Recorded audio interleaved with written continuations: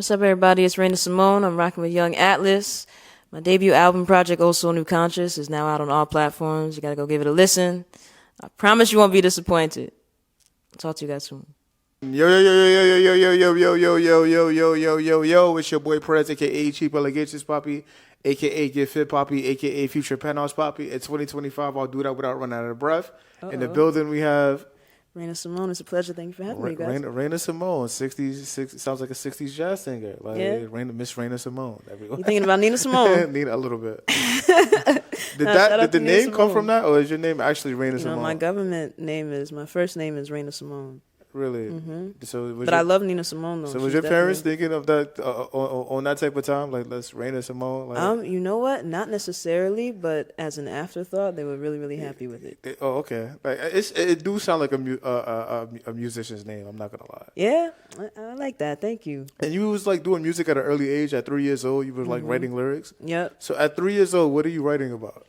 You know what? If you were to listen to some of those songs, because I have them on video, I'm saying nothing, but I knew I was saying so much. You was giving the babysitter bars? Like, yeah, for real. I want orange juice instead of apple juice. Yeah, something like that. But no, I used to like repeat Ana este he, Ana este she, and no one knows what that means. I don't know what that means, but it was on rhythm and it was on beat, and it had a little, little melody to it. She got a little bounce to it.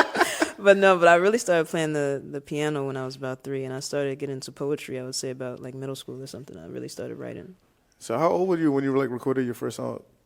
I was young when I recorded my first song. I started music a very long time ago, although I didn't take it seriously until recently. But I recorded my first song for real myself in 7th grade on GarageBand. On GarageBand? Okay, you official. And I put it out and everything. You was recording in like the closet? Yeah. Okay, you official. You an official. The closet in the bathroom had great acoustics. Great acoustics. GarageBand is a throwback too. Wow. GarageBand. Oh, yeah, shout out to GarageBand. Shout out to GarageBand. Launched a lot of musical careers. That's a fact. How was Howard University? What was it like attending Howard?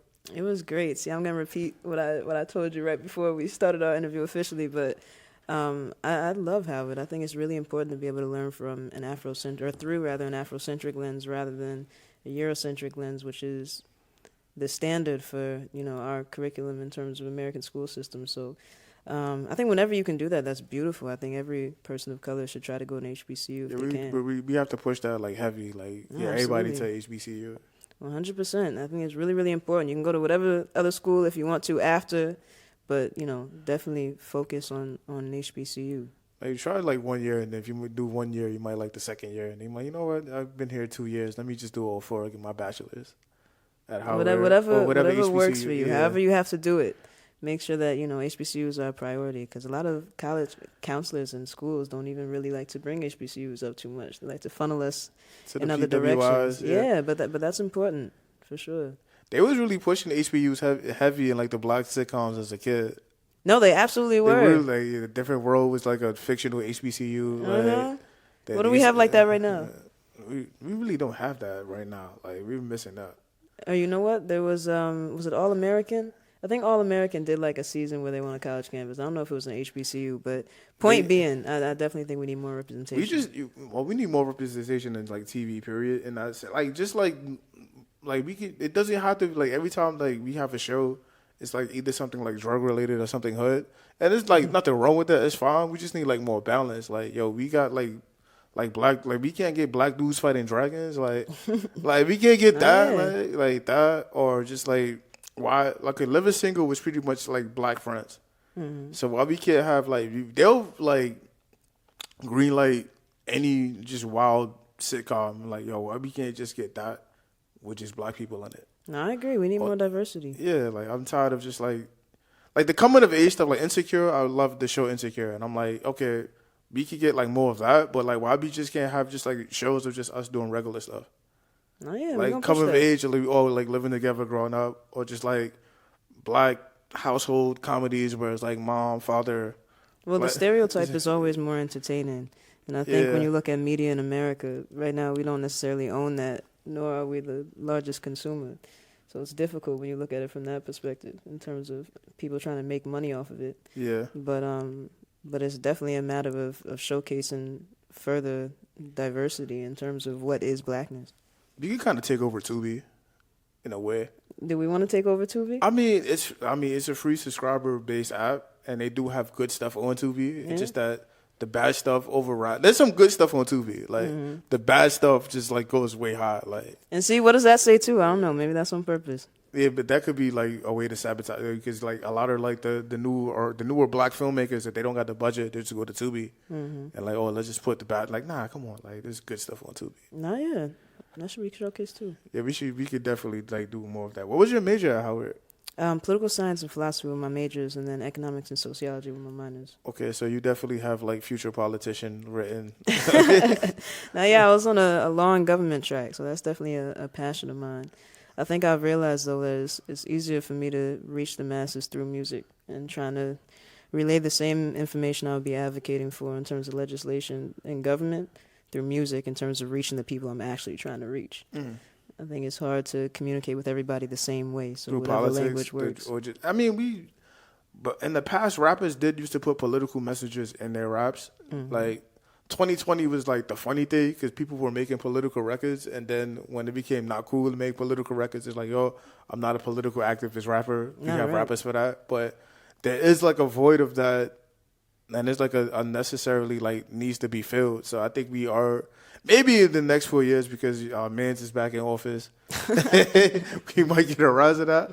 The counterculture resistance. That always happens though. Like you're gonna have it's funny because when we have like the counter, like you said, what was that you just said? The counterculture resistance. There we go. When we have that, you have comedians. Like there's gonna be a whole bunch of guys that make like Trump jokes, and they're gonna get like paid like crazy amounts. Like, yeah, I made a lot of money when Trump was in his office, and then when the office went the other way, I was out of work. The musicians. I mean, I always feel like the musicians should always keep the same energy, because I feel like there's always going to be people in need, people that need help, people that need a voice. So even regardless of like Kamala won or if Trump won, we still would need that voice. So, no, yeah, I agree. I think it's easy to do something when you know it's profitable. It's harder to do something when it's not profitable. Yeah, like because they would have been like, yo, Kamala won. Why are you still talking? Like, nah, people still need help. No, right, 100%. Would you consider your sound conscious drill? Conscious drill? I don't think I would say conscious drill. I think I would consider my sound very experimental. And I think it's very much so heavily rooted in hip-hop and all of the principles of hip-hop. So a whole bunch of different directions that goes in. But essentially the same sounds and varying the patterns. So you did have like a thing where you were like flipping drill beats, but like spitting like positive messages? What made you do that though? You know what? I felt like there was a void. It was at a time where this was like 2021. 2022 is when I put out the To My Hearts EP, which is what I think you're referring to. And that was at a time in which drill, we hadn't seen these new subgenres of drill, whether it's sexy drill or angelic drill or gospel drill or any other variation of drill. I ain't gonna lie, like I hated gospel drill. Like I couldn't get into it. Like I don't think it's so bad if you do it right. I couldn't get it. Like dudes just get it sturdy. Like in the name, like it's kind of like crumping, because crumping was kind of like spiritual dance, but it's like I get it, but like dudes was getting sturdy and doing the drill dance moves, but it's like however you have to absorb the message. I'm not. Nah, I feel you, but I just couldn't get into it. I'm like, nah, this not for me. Like, no, I feel you. But yeah, it was in a place where it was very, very aggressive, and I thought it was important to take claim of our narratives and sort of what we had just spoke about a few minutes ago, but reclaim that narrative of one coming from our neighborhoods that's not just aggressive, and it can still sound the same sonically, but the message push can be different. And I wanted to get ahead of the wave because I knew that people outside of our culture were about to start doing the same thing innately because they don't share the same experiences as us. And so when they come in talking about those things, it's then going to become even more commercial, and that's who benefits off of that. So it's gonna be like crazy. Did we have white guys doing? We did have white guys doing drill. Did we? I have a whole song talking about it. It's called with Shikesties on. It's like, come on, man. Like this is they've always been white. And I always felt like we don't really look like how like we're represented, because like this, like when dudes like, okay, rap always like was like what the black experience, like music is always, especially black music, is what we going through. And it's like, yo, even though it's very ignorant, this is what these guys is doing, like this is how they live it. And it's like, yo, we gotta like fix that. And then for someone to just like come in and then kind of like mock it. It's like, nah, bro, that's not it. Now, yeah, 100%. I have a song about that on my most recent album project, which just dropped about a week and a half ago, called Old Soul New Conscious. Old Soul New Conscious, like that's very Yes, Raina indeed. Simone. Yeah, I think so. Old Soul New Conscious. There we go. Yeah, it's called Another Op. And I was very serious about the topic that you just brought up on that song. About just like people like, you can say like profiting off like black yeah, pain. 100%. And it's like, yo, these guys, even though, okay, they're I'm not saying some of them are glorifying it, but this is they real life. Like, this is every day for them. No, yeah, And it's they not a just- matter of the person who's expressing their life. It's a matter of the person who's trying to capitalize on this life that's being expressed and exploit it instead of leading it to, ways that it could not be that life. Yeah.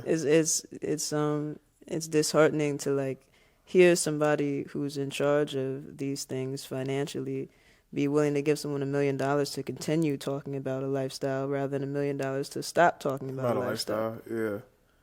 And So- I'm like, oh, nah, the lifestyle he's talking about is like real profitable, but like, what's the cost? Like, people are dying, Exactly. people getting hurt. It was a lot of, even when, like you said, 2021, 2022, a lot of artists in the drill genre were getting locked up. They were getting, like, And murdered. still are, even Still for back things that happened back before. then. So They were it's- getting killed because of stuff that was happening in the streets. And then a lot of the stuff that was kind of crazy about drill was that dudes was talking about things that were happening in real life, putting them in the songs. Song come out, they shoot the video, and then the people they talking about, they will retaliate. After the retaliation, they'll shoot the video. It's like, nah, this ain't it. Like, And drill is the only genre where that's what's needed for it to survive. yeah. It's not A like death or a violent occurrence. So, that whole movement, I really wanted to shed some light on from a different perspective and from the perspective of humanizing, drill rappers rather than demonizing. drill demonizing. I rappers. think that was the biggest issue too. It was like, okay, you guys is out here, but how do we like? It was never to talk about fixing a problem. It was just like get the music off the thing, and it's like I kind of do. Even though I think the records of like Sexy Drill are more like they're aggressive, but just in a different tone. It's like, okay, like y'all wildin', but I'm glad y'all not killing each other no more. Like, right. like it's wild to say like, yo, we made some type of progress. But you like, can see how that was set up too. When people are no longer able to benefit from something, they do need something else so that they can benefit from the next thing. yeah. So when people aren't killing each other as fast or hurting each other as quickly, and it starts drying up, and then you realize you can't really make money from shows and stuff because now the police are involved. They're worried about things. Yeah. Certain radio stations aren't playing They things. said we're not playing drill. Yeah, You're right. and then when you They start was- losing money, you have to go to whatever the next thing will be that's going to make you money. So that's when we started hearing the whole Sexy drill is drill, dead narrative, literally yeah. like marketed to us to usher in sexy drill. Sexy drill. You said angelic drill. What was angelic drill? Was that? Shout out to R2R What is angelic drill? I never heard of angelic drill. No, yeah, I think angelic drill is just using different So it's like angelic sounds. angelic sounds over a drill pattern. Over a There are a drill lot of different pattern? ways that drill could go. I feel like I've experimented with the drill sound, quote unquote, in terms So of you have hi-hat patterns and kicks. You've done angelic. With a whole bunch of different sounds. You've done over it. angelic drill like flips and records. 100%. I have another song on the new project, also New Conscious, number 13, called For Everybody, featuring R2R that I would say is definitely angelic drill. Okay. Mm-hmm. So Old Soul New Conscious. Why did you go with the name Old Soul New Conscious? You know what? I feel like in many ways this project is a bit of an autobiography, and I think that that's the perfect way to encompass, I think, the sound of my music and also kind of who I am as a person. I think a lot of what I know and a lot of my teachings are from being around my elders and like really soaking those things in. And when I was growing up, they always called me an old soul. Yeah, So that's the Old Soul I was part. not gonna make the joke. You do have an Old Soul name, but yeah, you give them Old Soul vibes.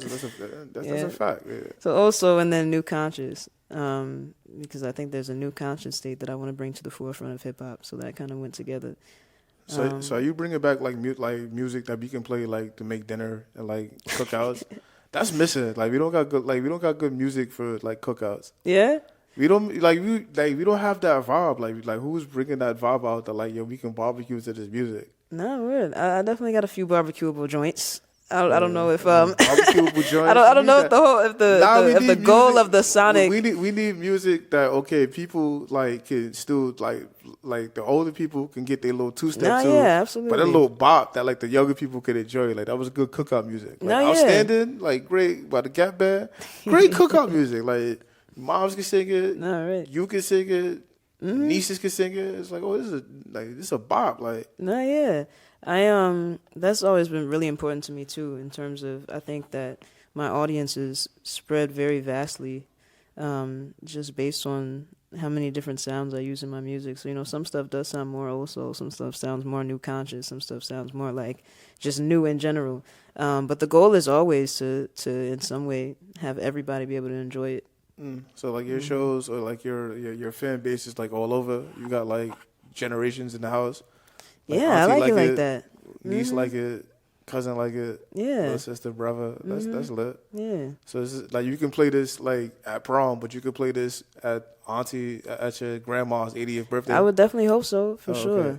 I'm not gonna say every single record on that project, Every single record, but for the most part, absolutely, the vast majority for sure. Do you have any like artists you would like to work with? Any dream collabs? Of course, Kendrick Cole are always my top. Jay-Z, Robert Glasper. Oh, you said Robert Glasper. Alicia Keys. Okay.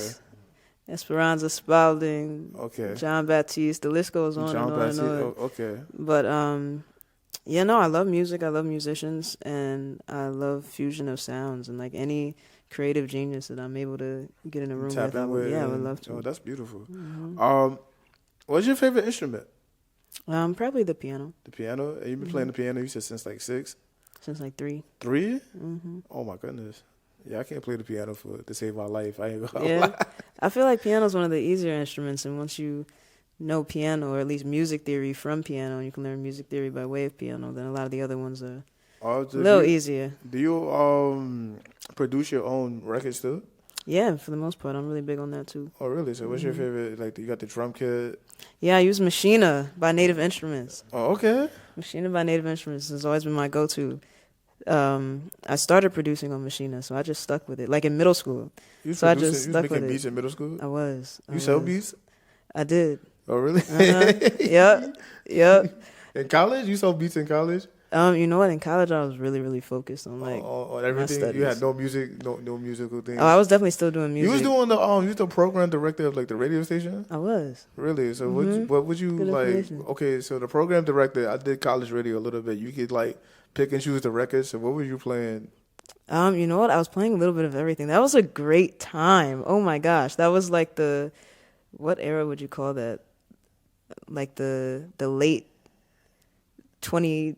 20-teens. Oh, so it was everything was out in the late 20-teens. Yeah, great music.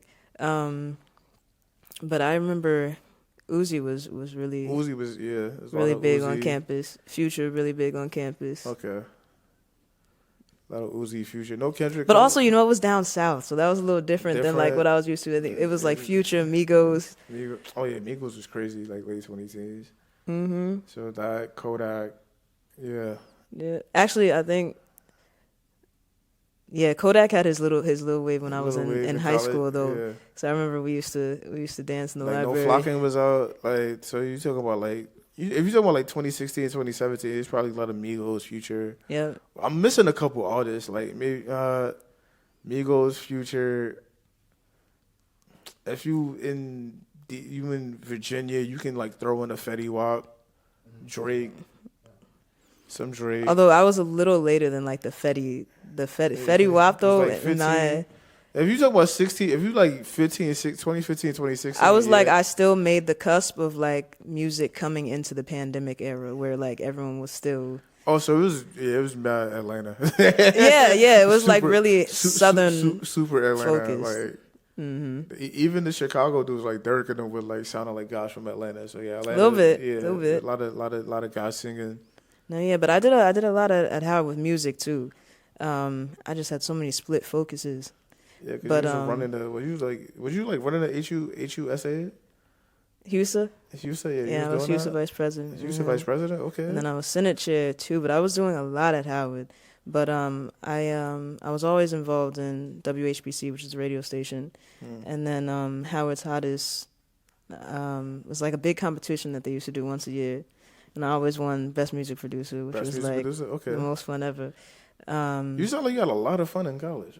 Yeah, I did. You did? I did. What was your GPA? Can you say it? That Yeah, I had a great GPA, except for 1 year. I was doing a lot that year. But I had a 3.8 you know, 3.8. most of the time. Smart, brainiac. Thank you. Nah, you did your thing. Yeah, I was trying. I say HUSA. It was a Husa. Yeah, Husa, doing the music. We had this thing called Sesh Collective, which is all the musicians at Howard would get together. That's where my the first freestyle of mine to really take off and do high numbers and go viral was filmed at Howard at Sesh Collective, which was kind of like we used to get together and just do ciphers, and I just used to bring my beat machine and we just used to start playing stuff and rapping to it. That was a lot of fun. You had a beat machine. Having a beat machine in college, you probably was the coolest person on campus. Like I was a little cool. I can't lie. The beat machine, the beat machine on how. Oh, yeah, it was cool. The women are like running hip hop right now. What are your thoughts on the state of like female hip hop? I think we're in a great place. I love to see so many women at the forefront of hip hop. I think that's really important because women have been very vital members behind the scenes for a long time. To be like in the front, and I think it's like I ain't gonna lie, it might be like quiet for the men in the hip hop world. Like I don't know about that. I think if you're just good, you're good. You're good, but I feel like it's very oversaturated right now, though. Yeah, I think it needs like more. I need like more balance. I think it's cool for like it's cool for like the Lottos, the Glorillas, the Ice Spices, but I think it's just like Doche. That's how you say her name. Doshi, yeah, Doshi. I said Doshi. Put a little spin on it. Doshi. Doshi. Like, if you got like just like more of that, like her, Rico Nasty, Tierra Whack, or how you say her name? Tierra Whack. Like just more like of those Rhapsody to like the forefront, where you could just like balance it out. Like it'll be dope. No, yeah. I think there's a place for everybody. Yeah, it's just a matter of everyone getting the same push. The same push. I just think like the one side, a lot of people just copy and paste. Like, oh, we just gonna go to the bartenders. Can you? Okay, I'm gonna write a 16. Can you rap it? And if you can rap it, we might have a contract. Oh, yeah. And it was kind of like the thing, like, yo, we get it, bro. No, yeah. I think that kind of got so repetitive that people realized what was happening. It polluted female rap in many ways. Because it was women rapping male rap. Yeah, which was that's really what it was. When men write for women, they write for what other men would want to hear, not from the woman's perspective. Yeah. I also feel like with women, the women in hip hop are more the music lovers now than the guys. I think a lot of. Think so? Yeah, I think. I think a lot of the women, like, because of the balance on the other side. They really like rap. Like, they really like the rap. They really like hip hop. They really like putting like bodies of work together that are dope. I think a lot of the men on the men's side, it's just like, let me get like, even like you could say some of the women are, but I think the women are just making better records. But it's like, it's a great way to make money. And I think now that the music, like you said, is oversaturated, like some of the guys, like if you really at that level, you can excel at that level. But if you're not at that level, you're just gonna like kind of like fall in. Well, I think that's how it should be anyway. I don't think that. I think rap and hip hop is competitive, and it's supposed to be. Yeah, and I don't think you should be at a certain point if you can't rap. Yeah, male or female, or anything identifying as both or other. I'm gonna date my age, but there would be a time where like your block had to like nominate you to be nice to rap. Like, we need to bring that back. Yeah, because anybody can like, yo, bro, like, nah, like, it's not for you. Like, no, yeah, it's easy to rhyme words. Yeah, but can you like do it like at a consistent level? Well, can you say something while you're rhyming? While you're rhyming too, that's also very true. That is also very true. How can rappers be more socially responsible? I think not being afraid of retaliation and being okay with diving into their moral compass. So it's just like don't be afraid to use of the your backlash. voice. Yeah, backlash? there's like this idea that there's some boogeyman that can like take everything away. Yeah, if you say something. Yeah, and I think that's a very dangerous way to think. It's almost like mind control. Yeah. But yeah, I think that people should not fear what they actually believe. How do you feel about the rappers that like are asking for Trump to like pardon their like sentences now, like he's back in office? Like Boosie was like, yo, I got some like old cases. Can you take that away from me, big homie? It's like, yo, bro. I wouldn't be surprised if he does, because he'd do anything to pander. But at the same time, he doesn't need a re-election this time. So that's what I think. Anything is funny. he said he was gonna do to get the I black like that. vote. Yeah, he don't need I to hope do anyone it. doesn't think I that's think gonna happen. like that's what kind of like was like surprising. And I if think, it does, that's also problematic to me and racist to me, quite honestly, yeah, because I would be freeing black political prisoners before I'm freeing rappers. And I love my rappers because but I'm a rapper myself. But there are black political prisoners that have been behind bars for no reason it's man. There's a lot of people behind bars for no reason that should get pardoned for before half a a rapper. century. Yeah, you got people that was like selling. I think they need to address the fact that okay, they pretty much like decriminalized weed, and you got like a lot of people doing like life and like football numbers for weed, and it's like yo, we got guys making millions, billions of dollars doing the same thing they was doing. I think you gotta let them guys out. Right. Even if you gotta let them out and throw them some bread, like yo, listen, have the guys that is doing the what I would do if I was president, like the guys that are making money off cannabis, like a percentage of that has to go to like violent drug offenders. I'd be like, nah. Yeah, I think that's exactly how it should be. Just to take care of them, because I be like, nah, bro. Like, I will give New York credit for giving priority for licenses now for marijuana retail to formerly incarcerated individuals. or just. But we're one of the only places doing it. Not to be real, to black people, like if we could, if we should get anything at the front of the list, it should be that. Like I ain't gonna lie. Well, there's a lot on the list, so I don't know what would be first. That I ain't say it's at the top of the list, but like nah, like it's one of like yo, come on, B, like nah, like I'm not going to a white-owned dispensary, like. All right, I feel the same way. Like I gotta see my people in there. What has been the biggest achievement of your career so far? That's a great question. Biggest achievement, I think in general, just releasing this debut album project. A lot went into it, and it's great to be able to see the public be able to digest something that was created in my mind and that I was able to put into the real world. So that's like a really cool experience to me. So was it like everything written by? I know obviously everything was written by Raina Simone, but everything was produced by Raina Simone as well. For the most part, this time I tried to, which I hadn't really done in the past, collaborate with a few of my favorite producers on a few records. The majority of the project is produced by me, definitely more than half.